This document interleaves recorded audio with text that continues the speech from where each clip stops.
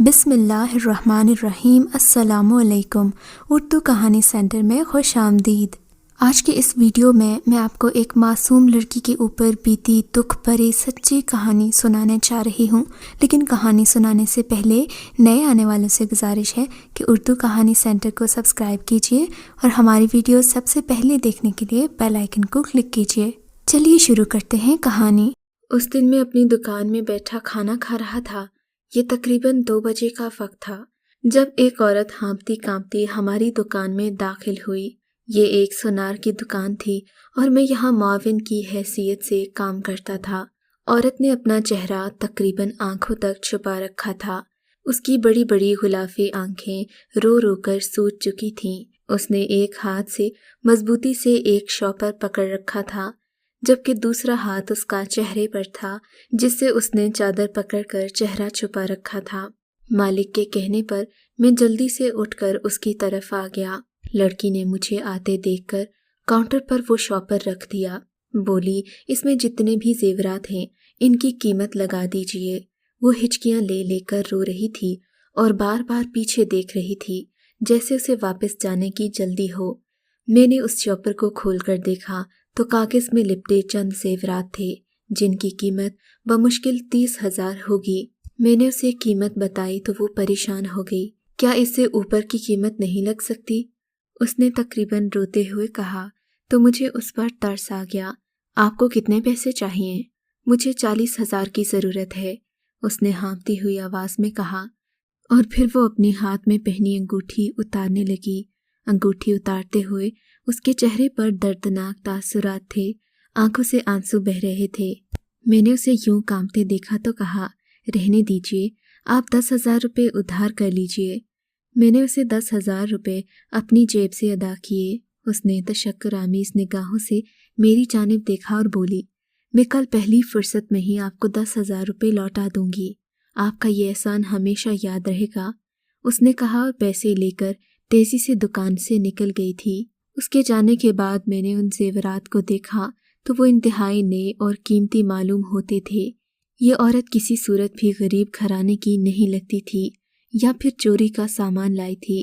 میں سوچنے لگا تو مجھے دکان میں موجود دوسرے لڑکے نے چھیڑا۔ لگتا ہے یہ لڑکی تمہیں پسند آ گئی ہے، میرے دوست نے مجھے چھیڑتے ہوئے کہا۔ نہیں، ایسی کوئی بات نہیں، بیچاری بہت مظلوم لگتی ہے، میں نے وضاحت کی، مگر اگلے دن تک میں اسی کے بارے میں سوچتا رہا۔ نہ جانے کیوں بار بار اس کی 2 آنکھیں میرے تصور میں آتی تو میرے لبوں پر مسکراہٹ پھیل جاتی۔ اگلے دن میں شام تک اس کا انتظار کرتا رہا، مگر وہ نہیں آئی۔ یہ تیسرے دن کی بات ہے، میں مغرب کی نماز سے مسجد کی طرف جا رہا تھا کہ مجھے وہ دکان کی طرف جاتی دکھائی دی۔ میں اس خیال سے اس کے پیچھے نہیں گیا کہ پہلے نماز ادا کر لوں۔ نماز ادا کرنے کے بعد میں دکان کی طرف آیا تو یہ دیکھ کر میری پریشانی کی انتہا نہ رہی کہ دکان کا شٹر بند تھا۔ آج سے پہلے کبھی ایسا نہیں ہوا تھا۔ میں وہیں کھڑا تھا کہ میرے کانوں میں کسی کی گھٹی گھٹی چیخوں کی آواز سنائی دی۔ میں ساری بات سمجھ گیا۔ اگلے ہی لمحے میں نے شٹر کو بری طرح پیٹ ڈالا۔ آس پاس کی دکانوں تک شور جانے لگا تو لڑکے نے اندر سے دروازہ کھول دیا۔ مجھے خونخوار نگاہوں سے گھورنے لگا، جبکہ لڑکی کے سر پر چادر نہیں تھی اور وہ کھلے بالوں کے ساتھ مسلسل روئے جا رہی تھی۔ میں نے آگے بڑھ کر کاشف کا گریبان پکڑ لیا۔ تمہیں شرم نہیں آتی؟ لڑکیوں کی عزت پر ہاتھ ڈالتے ہو؟ کیا تمہارے گھر میں ماں بہن نہیں ہے؟ بہرحال اب اس لڑکی کو اس کے گھر پہنچانا میری ذمہ داری بن چکا تھا۔ حالانکہ میں شادی شدہ تھا، لیکن اس سے مجھے کچھ تو ہمدردی ہو گئی تھی اور کچھ اس کے حالات ایسے تھے کہ میں اس کی طرف بڑھتا ہی چلا جاتا۔ وہ لڑکی مجھے راستہ بتاتی گئی۔ راستے بھر اس کے آنسو نہیں تھمے۔ وہ مجھے ایک بستی میں لے گئی۔ میں دیکھ کر حیران رہ گیا کہ وہ ایک بڑے سے بنگلے میں نہیں بلکہ ایک پھٹے پرانے خیمے میں رہ رہی تھی۔ اس خیمے میں وہ کیا محفوظ ہوگی؟ ایک پل کو میرے ذہن میں خیال آیا کہ میں اس عورت سے نکاح کر لوں، لیکن مسئلہ یہ تھا کہ اپنی پہلی بیوی آمنہ کو کیسے اس امر پر راضی کروں۔ میں نے آمنہ سے بات کرنے کا سوچا تو تھا، مگر پھر دن یوں ہی گزرتے رہے۔ میں اس سے یہ بات نہیں کہہ سکا۔ پھر ایک دن گھر آتے ہوئے میرے قدم بے اختیار اس دشمن جاں کی بستی کی طرف اٹھ گئے۔ यहाँ पर कुछ औरतों ने हुजूम लगा रखा था। वहाँ जाकर पता चला कि उसकी माँ मर गई है। मुझे ये सुनकर बहुत अफसोस हुआ। मैं उसकी ताज़ियत को गया। उसने अपना नाम अस्मा बताया था। मुझे अस्मा की हालत देखकर बहुत तरस आया। उसने बताया कि अब उसका इस भरी दुनिया में कोई नहीं है। उसका दिल खुदकुशी करने का चाह रहा है क्योंकि उसके जीने की कोई वजह बाकी नहीं बची। उस दिन उसका वहाँ रहना मुझे वाकई बहुत ख़तरनाक लग रहा था क्योंकि एक खेमे में जवान लड़की किसी तौर पर भी महफूज नहीं रह सकती। मैं उसे आमना का ख्याल किए बिना ही घर ले आया। मुझे आमना से उम्मीद थी कि वो मेरे इस अमर की कभी भी नफ़ी नहीं करेगी। मैं उसे घर लेकर आया। आमना के सामने उसकी बेबसी की सारी कहानी रखी और उसे बताया कि मैं इस बेसहारा और मजबूर लड़की से निकाह करना चाहता हूँ और इसे दिल से पसंद भी करता हूँ। मेरी साफ गोई पर आमना ने खुशी का इजहार किया। वो मजहबी रुझान रखने वाली औरत थी। हर वक्त नमाज रोज़े इबादत में मसरूफ़ रहती। उसने मुझे हमेशा यही कहा कि अगर कोई औरत पसंद आ जाए तो उसे निकाह का पैगाम देना, कभी भी बदकारी का इरादा न करना, वरना मैं तुम्हें ज़िंदगी भर माफ़ नहीं करूँगी। आमिना के इसी इत्मीनान ने मुझे इस औरत को घर लाने पर मजबूर किया था। आमिना ने किसी किस्म की भी खौफ या फिर डर का इजहार नहीं किया। उसे अल्लाह की ज़ात पर मुकम्मल यकीन था। उसी शाम मेरा निकाह अस्मा के साथ हो गया। वो बहुत ज़्यादा खुश थी और मेरी रफ़ाकत मिलने से ज़्यादा इस बात पर मुतमईन थी कि अब वो एक महफूज पनाहगाह में है। तकरीबन 2 हफ्ते गुजरे होंगे कि मुझे बड़े भाई का फ़ोन आया। वो कह रहे थे कि वो कल परसों वापस आ रहे हैं। ये तकरीबन शाम 4 बजे का वक्त था जब बड़े भैया काफ़ी दिनों के बाद घर आए थे। अम्मी अब्बू से मिलने के बाद मैं उन्हें अस्मा से मिलवाने ले आया। अस्मा, इनसे मिलो, ये है मेरे बड़े भाई वाजिद। मैंने अस्मा से कहा तो दोनों ने चौंक कर एक दूसरे को देखा। फिर अगले ही लम्हे यूं नॉर्मल हो गए जैसे कोई बात ही ना हो। मैं भी इस बात को हज़म कर लेता, मगर उसके बाद मेरे बड़े भैया और मेरी बीवी के दरमियान कुछ ज़्यादा ही चपकलिश रहने लगी। मैंने नोट किया था कि अब्बा जान भी अब अस्मा को सीधी नज़र से नहीं देखते, हमेशा ही उसके साथ उखड़े उखड़े रहते हैं। एक दिन मैं घर वापस आया तो अस्मा बहुत डरी हुई थी, जबकि मेरा भाई घर में मौजूद नहीं था। वो मुसलसल जिद कर रही थी कि हमें अपने कमरे में चले जाना चाहिए। मैंने उसका ख्याल किया और उसके साथ उसके कमरे में आ गया। वो बहुत डरी हुई थी। हालांकि आज मैंने आमना के पास रहना था, लेकिन उसकी हालत ऐसी थी कि मुझे अस्मा के पास ही रुकना पड़ा। थोड़ी देर ही गुजरी होगी कि दरवाजे पर ज़ोर ज़ोर से दस्तक होने लगी। घर का कोई भी आदमी इस तरह दस्तक नहीं देता था। ये दस्तक इतनी ज़ोरदार थी कि कान के पर्दे फटने लगे। अस्मा खौफ से मेरी तरफ देखते हुए बोली, वो आ गया है, वो मुझे नहीं छोड़ेगा, मुझे बचा ले। कौन आ गया है अस्मा? तुम सच सच बताओ कि तुम कौन हो? मैंने उसे गुस्से से देखते हुए कहा तो उसके चेहरे पर खौफ के साए लहराने लगे। आंखों से आंसू बहाते हुए बोली, आप मुझे कहीं छुपा दें, मैं नहीं जानती, मगर मुझे बहुत डर लग रहा है। मैं मर जाऊंगी लेकिन यहाँ से कहीं नहीं जाऊंगी। अस्मा का खौफ और कपकपाहट ऐसी थी कि मैं उससे कोई सवाल कर नहीं सका। मैंने उसे कमरे के साथ अटैच बाथरूम में बंद कर दिया और फिर दरवाज़ा खोला। सामने बड़ी ही हैबतनाक शख्सियत खड़ी थी। उनके साथ ही मेरा भाई खड़ा था। भाई के चेहरे पर खबासत नाच रही थी, जबकि उसके साथ खड़े शख्स की आंखें अंगारा बरसा रही थीं। कहाँ है वो लड़की? उसे अभी के अभी मेरे हवाले करो, सेठ ने गुर्राते हुए कहा। ये गालिबन वही शख्स था जिसके साथ मेरा भाई काम करता था। भाई के तेवर तो शुरू से ही अच्छे नहीं थे, लेकिन वो इतने घटिया लोगों के साथ काम करता होगा मैंने सोचा भी नहीं था। अपनी हद में रहिए सेठ साहब, वो लड़की मेरी बीवी है और मेरी इज्जत है, मैं उसे यहाँ से कहीं नहीं जाने दूंगा, मैंने गुस्से से कहा तो वो बिना कोई तकल्लुफ़ किए मेरे कमरे के अंदर आ गए। आपकी हिम्मत कैसे हुई मेरे घर में कदम रखने की, वो भी मेरी इजाज़त के बगैर? मैं गुस्से में उनकी तरफ बढ़ा तो मुझे मेरे ही भाई ने हाथ पकड़कर रोक दिया। मैं सोच भी नहीं सकता था कि मेरा भाई मेरे साथ ही इतना बड़ा धोखा करेगा। मेरे सगे भाई ने मुझे पकड़ रखा था, जबकि उसके साथ मौजूद आदमी और सेठ साहब मेरे कमरे में दनदनाते हुए फिर रहे थे। جب انہیں لڑکی نہ ملی تو ان کا خیال واش روم کی طرف گیا، جو کہ ظاہر ہے اندر سے بھی بند تھا اور باہر سے بھی۔ سیٹھ کے آدمیوں نے اسے باہر سے کھول ڈالا اور پھر دروازے پر لاتیں اور گھونسے مارنے لگے۔ قریب تھا کہ دروازہ ٹوٹ جاتا کہ باہر والی راہداری سے ایک شور ابھرا اور کچھ مسلح لوگ ہمارے گھر میں داخل ہوئے۔ یہ ہمارے ہی محلے کی ایک اپنی فورس تھی جس میں کچھ بہادر نوجوان شامل تھے۔ محلے والوں نے پولیس کی ناانصافیوں سے تنگ آ کر اپنی ہی ایک فورس بنا ڈالی تھی، جس میں کچھ مسلح نوجوان ہر وقت لوگوں کی مدد کو تیار رہتے تھے۔ اس طرح چوری اور ڈاکے کے واقعات میں بہت کمی واقع ہوئی تھی اور پولیس کا اثر رسوخ بھی کم ہو گیا تھا، کیونکہ ہماری پولیس کبھی غریب کو انصاف نہیں دلاتی۔ ان لوگوں کے مداخلت کرنے پر سیٹھ صاحب کو خالی ہاتھ یہاں سے جانا پڑا۔ میرا بھائی بھی وہاں سے بڑبڑاتا ہوا نکل گیا۔ میں نے اپنے ابو کو ساری حقیقت سے آگاہ کیا اور انہیں بتایا کہ ان کا چھوٹا بیٹا کتنے گھناؤنے جرائم میں ملوث ہے۔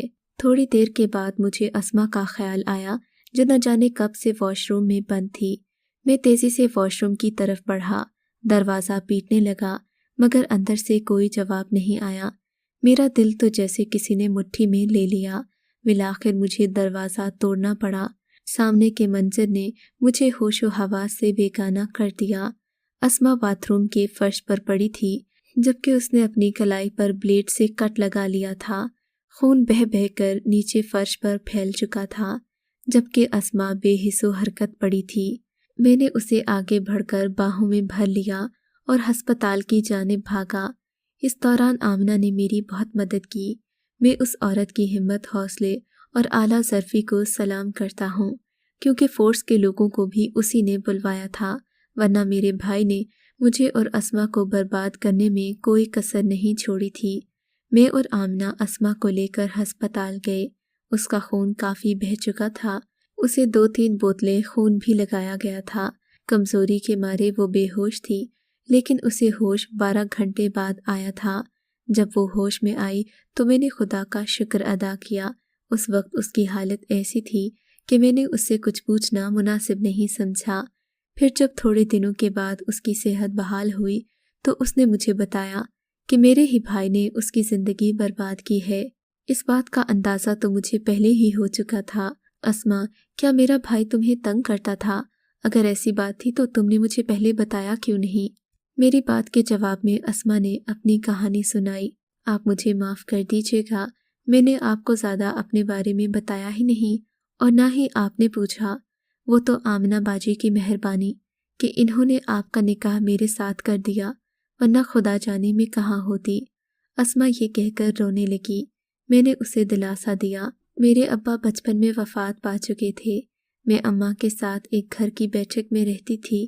ابا کی پینشن سے ہمارا گزارا بآسانی ہو جاتا تھا، لیکن پھر کچھ مسائل کی وجہ سے ابا کی پینشن 3 ماہ کے لیے رک گئی۔ ایسے میں ہمیں مالک مکان نے ساتھ دیا۔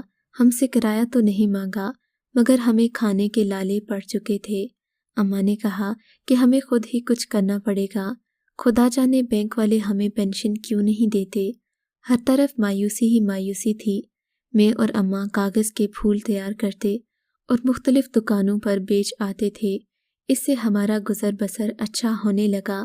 ایک دن میں اسی طرح پھول بیچنے ایک دکان پر گئی کہ وہاں ایک شخص جو کافی سارے پھول خرید چکا تھا، اس نے مجھے دیکھا۔ اس نے مجھے بتایا کہ وہ میرے سارے پھول خرید لے گا، اور وہ بھی اچھی قیمت پر۔ میں تو پھولے نہ سمائی۔ میں نے سارے پھول اسے دے دیے اور پھر کہا کہ میں اسے اور بھی پھول بنا کر دوں گی۔ قصہ مختصر یہ کہ میری اس کے ساتھ جان پہچان ہو گئی، اور ایک دن اس نے مجھے شادی کی پیشکش کر دی۔ اس نے کہا تھا کہ میں بہت ہی زیادہ خوبصورت ہوں، اس کے دل کو بہائی ہوں، اور وہ مجھے اپنا بنانا چاہتا ہے۔ میں نے اسے کہا کہ میں ایسے تمہاری بات نہیں مانوں گی جب تک تم اماں سے میرا ہاتھ نہیں مانگ لیتے۔ اس نے کہا میری والدہ بہت سخت مزاج ہیں، کبھی بھی تمہارا رشتہ لینے پر راضی نہیں ہوں گی۔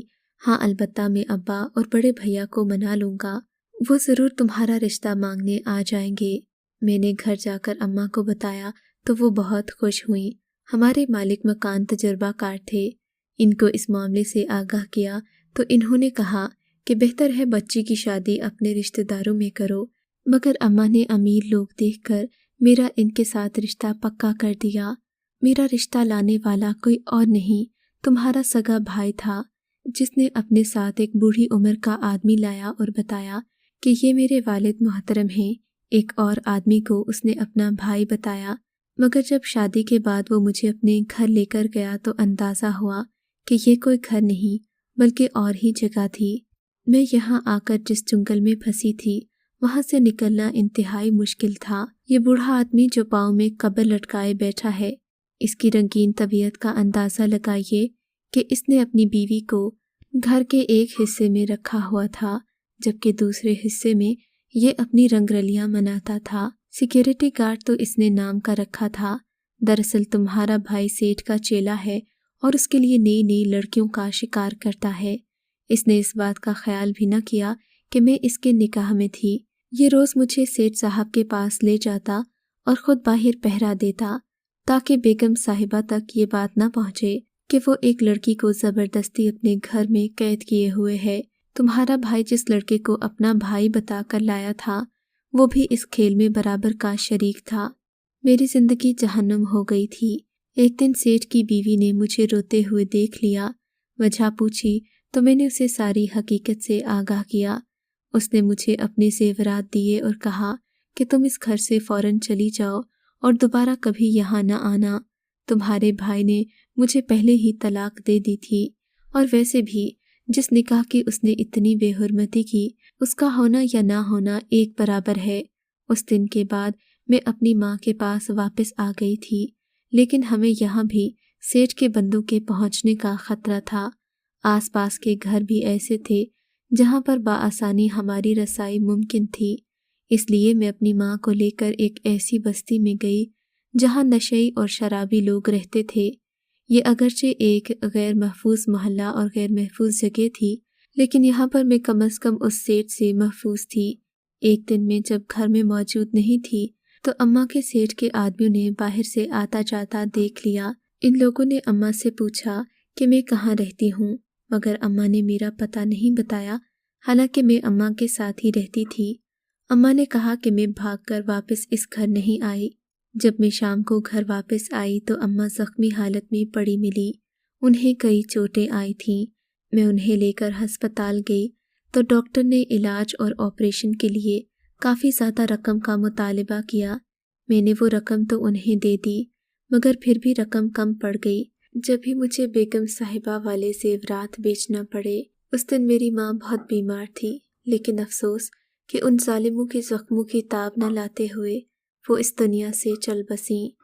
یہ کہہ کر اسماء ایک مرتبہ پھر رونے لگی اور میں سوچنے لگا کہ ابا اماں اور ہم سے کہاں غلطی ہوئی تھی جو میرا بھائی اس قسم کی حرکتوں میں پڑ گیا۔ اللہ سب کی ماں بیٹیوں کی عزتیں محفوظ رکھے۔ سچ تو یہ ہے کہ ہمارے معاشرے میں جہاں برے لوگ موجود ہیں وہیں اچھے لوگوں کی بھی کمی نہیں، جو عورتوں کی عزت کرنا جانتے ہیں اور ہر عورت کی عزت کو اتنی ہی اہمیت دیتے ہیں جتنی اپنی ماں بیٹیوں کی عزتوں کی پرواہ کرتے ہیں۔ اگر آپ کو ہماری کہانی اچھی لگی ہے تو اردو کہانی سینٹر کو سبسکرائب کیجیے اور ہماری ویڈیوز سب سے پہلے دیکھنے کے لیے بیل آئیکن کو ضرور کلک کیجیے، اور ہاں، کامنٹ سیکشن میں اپنی رائے کا اظہار کرنا مت بھولیے گا۔